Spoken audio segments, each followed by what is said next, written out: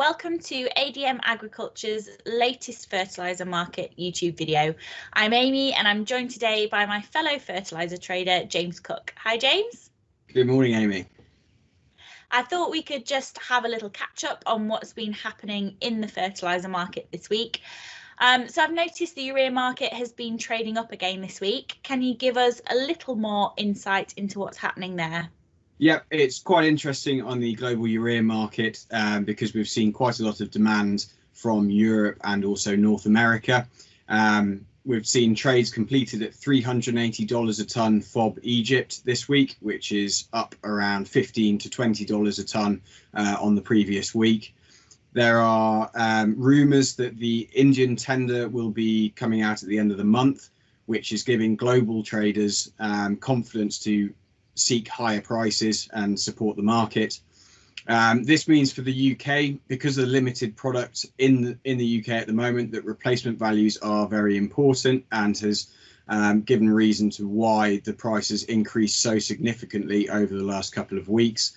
But other than that, it's a relatively firm market.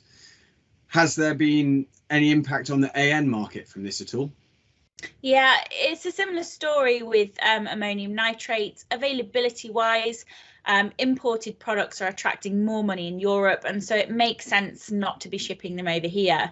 UK producers seem to be tracking the urea market. We've seen this through the terms we've received since the start of the year, having been withdrawn and reissued several times. This week, though, we have seen some stability in that pricing, and hopefully a few more will be encouraged back to the market. We're also seeing limited availability from UK producers in regards to ANS grades, and this has been apparent since the back end of last year, when the earliest availability they had was February, I believe. This has now moved on to March delivery for anyone who's still wanting to buy. Unfortunately, as you're probably fully aware, we are experiencing a considerable amount of wet weather at the moment, but I suppose we should be looking at this positively and using this time to prepare on farm, calibrating spreaders, for example, and making sure we're ready to go when that spreading window does appear. Have we seen any similar moves in the UAN market? Yeah, the liquid UAN market typically reacts to the urea and ammonium nitrate markets, but not as quickly as it has done recently. You know, that's caught us by surprise a little. Because of the sharp rises in urea and ammonium nitrate, the liquid UAN market seems to have reacted a little bit quicker. Our suppliers in the UK are not phased as much by this. Availability isn't such a problem, and the majority of the market appears to be relatively well bought. So that doesn't seem to be as much of an issue as what we're finding on the urea market. In terms of straight, what are we seeing on those markets at the moment?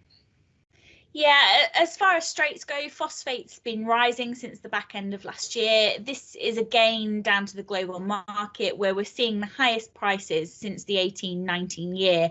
This, of course, means TSP and DAP are considerably firm here in the UK.